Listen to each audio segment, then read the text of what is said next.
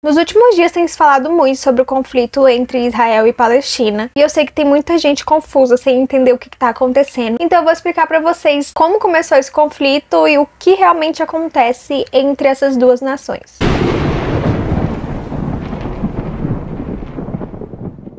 Oi gente, tudo bom? Bem-vindos a mais um vídeo do canal. O vídeo de hoje eu vou explicar pra vocês por que Israel e Palestina vivem em guerra. Então a gente vai voltar no século 3 depois de Cristo para entender o que realmente acontece. No século 3 depois de Cristo, os romanos acabaram conquistando a área onde ficavam os judeus, ali onde fica Jerusalém, Israel, e os judeus acabaram fugindo, se espalhando e vivendo como imigrantes em vários países da Europa. Só que os judeus, eles sempre sofreram muito preconceito, então eles acabavam sendo maltratados, não importava o lugar que eles estivessem. E quando foi 1892, o Império Austro-Húngaro estava passando por várias tretas, tinham 10 nações tentando ser independentes.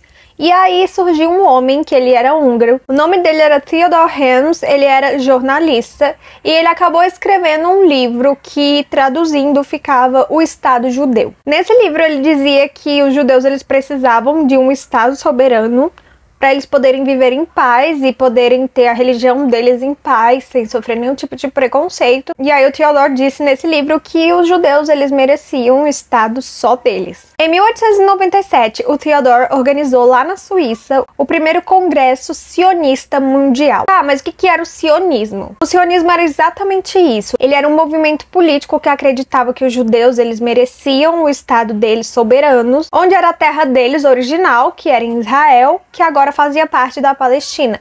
Então ele fez esse congresso para falar pra galera, olha galera, a gente precisa dar um jeito de pegar a Terra Santa de volta, porque a nossa casa é prometida por Deus ao povo judeu, e a gente tem que tomar nossa casa de volta, a gente não merece mais ficar sendo maltratado na Europa e em outras partes do mundo, então a gente tem que pegar a nossa terra de volta. Então esse foi o movimento sionista, né, era isso de acreditar que os judeus, eles mereciam e eles tinham direito de voltar para a terra original deles, prometida por Deus. Só que tinha um problema, a parte ali territorial que eles queriam tomar de volta, porque era a parte prometida por Deus, estava sendo governada pelo Império Otomano, que era um dos maiores impérios do mundo, dos mais poderosos. E então eles sabiam que não ia rolar de pegar esse território do Império Otomano, porque eles iam acabar morrendo. Só que é aí que vem a maior treta de todas. Em 1917, estava começando a Primeira Guerra Mundial. E óbvio que a Inglaterra queria aliados. Ela chegou nos judeus e prometeu a seguinte coisa. Olha, judeus, se vocês ajudarem a gente a derrotar o Império Otomano, a gente dá aquela região ali da Palestina toda para vocês e vocês podem formar o Estado soberano que o povo judeu merece. Aí os judeus falaram, opa, tá bom, Inglaterra, se você tá prometendo, então... por que não? A gente não tem nada a perder e é justamente o que a gente tá querendo, e com a Inglaterra do nosso lado, que era a toda poderosa da época, por que não? Então eles aceitaram e se juntaram aos britânicos contra o Império Otomano. Só que tinha um problema. A Inglaterra também tinha prometido a mesma coisa para os árabes. Se vocês se revoltarem contra o Império Otomano, a gente vence eles e a Palestina é de vocês. Então a Inglaterra ela tinha prometido tanto para os judeus quanto para os árabes a região ali da Palestina. Quando foi em 1917, a Inglaterra assinou a Declaração de Balfour. Nessa Declaração de Balfour, a Inglaterra ela se comprometia em criar um estado soberano para os judeus. Então, assinando aquilo ali, a Inglaterra começou a ser pressionada a formar esse novo estado soberano. Então, agora que estava tudo assinado, não era só mais falação, a Inglaterra teve que começar a agir para poder ajudar os judeus a construírem um estado soberano. Só que a coisa começou a ficar cada vez mais caótica. Quando foi em 1936, a Inglaterra estava ali dominando aquela área onde ficava a Palestina e acabou levando os judeus para lá. E aí ficou coexistindo os judeus, os palestinos e alguns britânicos. Então começou uma treta enorme entre os três. E os britânicos decidiram que os árabes que se revoltassem contra eles morriam. E quem é que matava? Eram os judeus. Os judeus eles estavam meio que trabalhando para os britânicos. Então, qualquer árabe que tentasse se rebelar ali contra o governo britânico no local, eles mandavam os judeus matarem. Então eles acabaram matando muitos árabes que se rebelaram. Em 1939 se criou uma coisa chamada Livro Branco. Esse texto do Livro Branco, eles se recusavam a dividir a Palestina em 2 estados e deixar os árabes governando uma parte e os judeus outra. Eles queriam que houvesse apenas uma Palestina e que os judeus e os árabes governassem em conjunto, ou seja, eram dois povos diferentes governando o mesmo território e tinha que ser tipo assim, juntos, entendeu? Cada um tem o seu tanto de poder e um não tem mais poder do que o outro. Tinham 3 coisas muito importantes que estavam escritos nesse livro branco. O primeiro era que a Inglaterra ela ajudaria tanto os palestinos quanto os judeus a governarem essa nova terra. Ou seja, já não bastava ter que ser os judeus e os palestinos governando em conjunto, ainda tinham os britânicos para governar. Então eram os 3 governando o mesmo território e a gente sabe que isso não daria certo. Segunda coisa, a imigração dos judeus ela era limitada para que os palestinos fossem maioria demográfica. Se eu fosse uma judia que quisesse imigrar, eu tinha que estar dentro desse tanto de judeus permitidos a imigrar por ano. Tinha uma quantidade de judeus que poderiam imigrar para a terra nova por ano. Então, assim, não eram todos os judeus que poderiam simplesmente imigrar para lá, porque os palestinos tinham que ser a maioria demográfica. E como terceira coisa, estava escrito que estava proibido a compra de novas terras para os judeus. Então, assim, os judeus, eles também tinham uma quantidade exata de terras que eles poderiam comprar. Então, tipo assim, ah, não, mas eu tenho dinheiro, eu quero comprar mais terras. Não, você não tem o direito de comprar essas terras. Mas, como tudo, sempre pode piorar. Em 1939, começou a Segunda Guerra Mundial, e nela tinha um partido alemão que matava certos tipos de pessoas. E então essas pessoas acabaram tendo que fugir ali da Europa para não serem mortas. Tinha judeu da Europa inteira imigrando para a Palestina. E a gente sabe que o livro branco dizia que tinha uma quantidade limitada de judeus que poderiam imigrar para lá. Só que no meio desse caos, eles só queriam fugir dali para não serem mortos, afinal eles estavam sendo mortos simplesmente por serem judeus. Então, o que melhor do que ir para uma nova terra que estava sendo coabitada entre judeus e palestinos. A Inglaterra ela já tinha conseguido tudo que ela queria mesmo, e então ela acabou lavando as mãos e deixando essa treta nas mãos da ONU, que tinha acabado de ser criada. Então, em 1947, a ONU ela dividiu aquela região entre judeus e palestinos. E óbvio que os palestinos não iam ficar felizes com isso, porque para eles era tudo deles, e aí veio uma galera do nada, chegou e já tomou posse, como se a terra fosse deles também. Muitos dos palestinos tiveram que se mudar para outra parte do país, porque simplesmente moravam num lugar que não pertencia mais à Palestina, e sim ao povo de Israel. Em 1948, os judeus declaram oficialmente a independência de Israel e a criação de um novo Estado soberano. Ah, mas eu tô falando aqui Estado soberano e eu não expliquei para vocês o que é um Estado soberano. Um Estado soberano é aquele que ele tem poder naquele território que pertence a ele. Por exemplo, o Brasil, ele é um Estado soberano.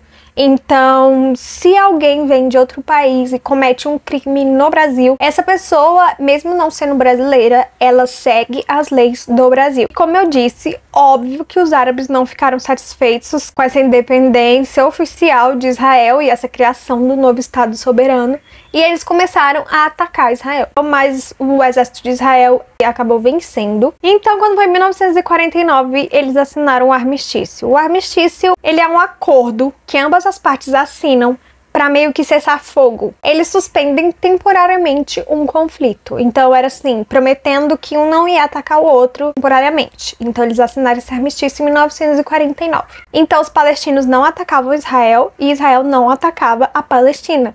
E tava tudo bem, ambos tinham assinado os armistícios. Nisso, 700 mil palestinos tiveram que se mudar de onde eles estavam, que aquilo ali era a nova Israel e eles queriam morar no território deles, então 700 mil palestinos precisaram se mudar para outras partes da Palestina para poder viver dentro do território deles. E óbvio que eles não ficaram nada felizes com isso. Em 1967, um grupo de países árabes se juntou para poder atacar Israel para ter de volta aquelas terras. Só que eles acabaram perdendo feio para Israel. Foi uma guerra de 6 dias e foi uma derrota vergonhosa, apesar de Israel estar sozinha lutando contra vários países árabes, e Israel acabou conquistando cada vez mais territórios. Então Israel estava de boa ali, tinha conquistado o território dele, estava tranquilo.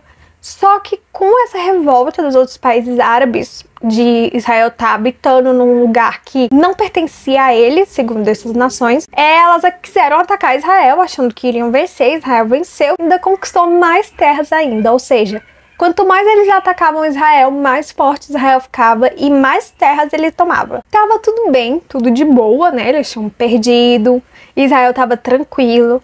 Mas quando foi em 1973, teve um ataque surpresa a Israel em um dos dias mais importantes para o povo judeu, que era o Yom Kippur, que era um feriado religioso, e eles acabaram atacando Israel nesse último dia de feriado.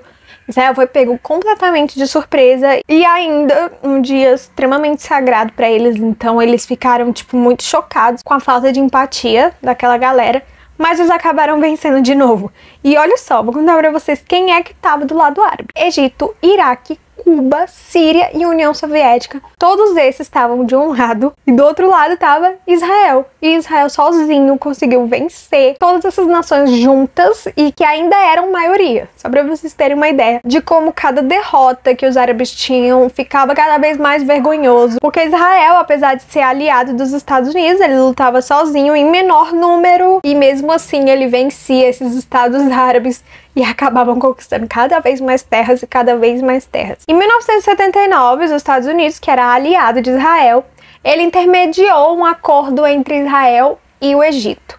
O que era esse acordo? Bom, o Egito, ele reconheceria Israel como um estado soberano. Em troca disso, Israel devolveria a península do Sinai para o Egito. Então, assim foi, ambos assinaram. E aí o Egito passou a reconhecer Israel como um estado oficialmente. Tava tudo tranquilo. O Egito, ele já tinha reconhecido Israel como um estado. Só que surgiu um homem chamado Yasser Arafat. Ele coordenou a Organização para a Libertação da Palestina, OLP, que era uma organização, como o próprio nome já diz, que visava libertar a Palestina desses novos ocupantes. E ele acabou lançando vários ataques contra Israel. E óbvio que Israel não podia deixar por menos. Ué, do nada um cara vem atacando eles. E aí Israel destruiu bases inteiras do Líbano e continuou expandindo cada vez mais, conquistando cada vez mais terras. A cada conflito que vinham pra cima deles, eles ganhavam e ainda conquistavam mais terras. Em 1993 teve o Acordo de Oslo, na Noruega. De novo, os Estados Unidos que mediou. Então, primeiro os Estados Unidos, ele mediou, né, o acordo entre o Egito e Israel, e agora ele estava mediando outro acordo que era entre Israel e o líder da OLP, Organização de Libertação da Palestina. Então, em 93, em Oslo, na Noruega, os Estados Unidos mediou esse acordo entre o chefe da OLP e Israel. Nesse acordo, eles prometeram unir esforços para poder ter paz entre os dois povos, tanto os palestinos quanto os israelenses. E nisso também, a OLP, ela reconheceu Israel como Estado soberano e, em troca disso, Israel reconheceu a OLP como soberana na Palestina. Mas é em 1995 que começa uma treta que chegou até os dias de hoje, que foi a seguinte. Foi criado um grupo chamado Hamas e eles simplesmente já começaram atacando civis israelenses. O Hamas é um movimento islamista palestino de orientação sunita, especialmente ativo em Gaza. É o mais importante movimento islamista da Palestina. Então, quando esse grupo, o Hamas, atacou os civis israelenses, a resposta que Israel teve foi construir um muro ali na Cisjordânia para que eles pudessem proteger os seus civis de futuros ataques desse mesmo grupo Hamas. Só que como a treta já estava toda formada, a galera ali da Palestina começou a acusar os israelenses de invadir o território deles para construir um muro. E é aí que o grupo Hamas ele começa a governar a Palestina, o que deixou as coisas cada vez piores. Nos últimos 18 anos, o Hamas lançou foguetes atacando Israel e Israel atacando de volta, o que fez com que civis fossem os mais prejudicados de ambos os lados. Até que, no dia 7 de outubro de 2023, também era um dia muito especial para o povo judeu, que era o feriado de Sukkot e também a data que marcava 50 anos do fim da treta que aconteceu em Yom Kippur, né? Que eu falei para vocês que Israel foi atacado num dia de um feriado muito especial. Marcava 50 anos da guerra de Yom Kippur. E também era um feriado nacional, Sukkot. Também foi um dia escolhido pelo grupo Hamas para atacar Israel de surpresa. Do nada, 5.000 foguetes foram lançados da faixa de Gaza para Israel, tipo, do nada, no dia do feriado de Sukkot. E Israel foi pego, sim, desprevenido, porque eles não estavam esperando esse ataque e também eles não esperavam que fizessem isso de novo num dia de um feriado importante para eles. Gente, eles simplesmente chegaram lançando 5.000 foguetes em Israel, sequestrando pessoas e matando outras pessoas. Então foi tipo assim, o que tá acontecendo? Por que eles estão atacando a gente? Tem muita gente que fala sobre a faixa de Gaza, mas não faz ideia do que é a faixa de Gaza. Bom, a faixa de Gaza é uma faixa litorânea que tem ali no mar Mediterrâneo e é um território que abriga uma das maiores cidades da Palestina, que é Gaza. Bom, essa cidade de Gaza, ela faz fronteira tanto com o Egito quanto com Israel. Então ela tá bem no meio da treta. É uma parte que acaba sofrendo. E essa faixa de Gaza tá sendo governada pelo Hamas, que é considerado pela maioria do mundo como um grupo terrorista. Esse é o maior ataque desde que o grupo Hamas ele começou a governar a faixa de Gaza. O primeiro-ministro de Israel ele fez um pronunciamento declarando guerra ao Hamas.